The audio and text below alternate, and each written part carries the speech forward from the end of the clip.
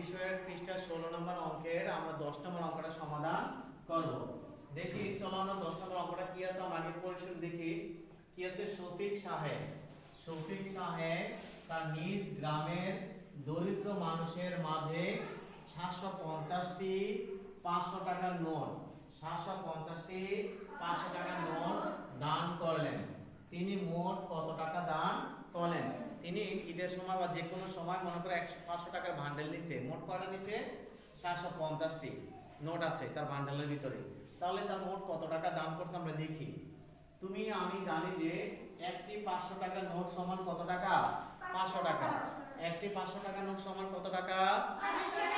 500 টাকা। সে কতটা নোট নিয়েছে? তাহলে 750টি 500 টাকার নোট কম হবে না বেশি হবে? বেশি।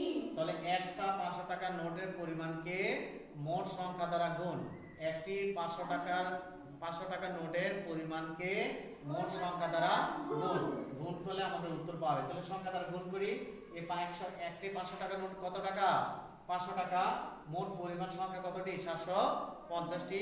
এই দুটো যদি আমরা গুণ করি তাহলে আমাদের কাঙ্ক্ষিত ফলাফল পাবো। তাহলে আমরা গুণ করো। স্যার এখানে সহজ পদ্ধতি গুণ করছি, মনে আছে না?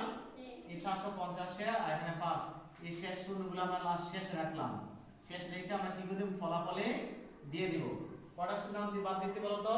3টা। 5 5 এ 25 এর 5, হাতে আছে কত? 2, 5 7 এ 35 আর 2 কত? 37।